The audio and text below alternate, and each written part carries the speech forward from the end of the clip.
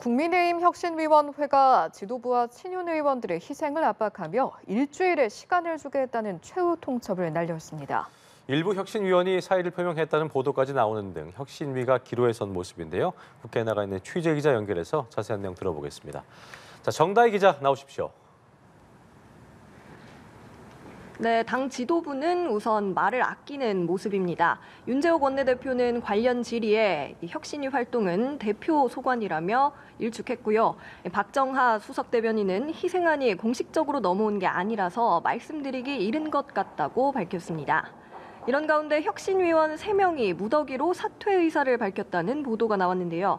지도부 친윤 희생론에 지도부가 20일 넘게 무반응으로 일관하는 가운데 혁신위의 역할을 둘러싼 내부 논쟁까지 벌어지는 등 골마있던 불만이 터져나온 결과 아니냐는 해석입니다.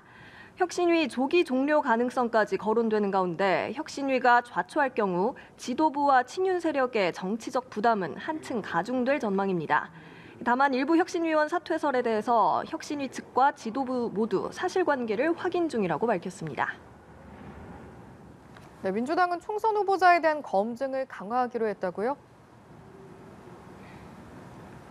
네, 민주당은 이 부적절한 언행을 한 후보들에게는 엄중히 검증을 하겠다고 밝혔습니다. 후보자 검증위원회 단계부터 검증을 강화하고 공천 심사에도 반영하겠다는 건데요. 이딴 전 현직 의원들의 설화로 논란이 있는 가운데 막말 정치인에게는 관용을 베풀지 않겠다는 의지를 보인 것으로 풀이됩니다. 당 전략기획위원회는 공직 후보가 되려면 부정부패와 젠더폭력 등을 검증 신청 서약서에 명기하게 돼 있는데 여기에 막말과 설화 관련 내용을 추가하겠다고 밝혔습니다. 다만 최강욱 전 의원 징계를 둘러싸고 일부 강성 친명계의 반발 속에 당 지도부가 미온적 대처를 하고 있다는 비판도 적지 않아서 여지는 이어지는 분위기입니다. 최 전 의원을 옹호했다는 비판을 받은 남영희 민주연구원 부원장은 당과 국민께 심려를 끼쳐 죄송하다며 부원장직에서 사퇴했습니다.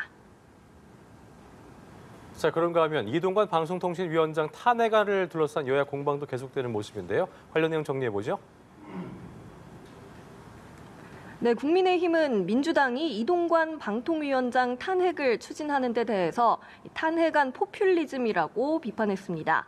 윤재욱 원내대표는 민주당이 의사일정 협상 내용까지 왜곡하고 있다며 국회 이름에 먹칠하는 사법 방해라고 강조했습니다. 반면 민주당은 이동관 방통위원장 파면을 재차 촉구했습니다. 홍익표 원내대표는 윤석열 대통령과 여당이 이동관 위원장 탄핵을 피할 수 있는 방법은 방송장악 시도를 포기하고 이에 대한 사과와 함께 이 위원장을 파면하는 것이라고 말했습니다. 민주당은 오는 30일 본회의에 탄핵안을 상정하고 이튿날 처리한다는 계획이지만 국민의힘은 예산안 처리가 합의돼야 본회의를 열 수 있다는 입장이어서 힘겨루기가 계속되고 있습니다. 지금까지 국회에서 전해드렸습니다.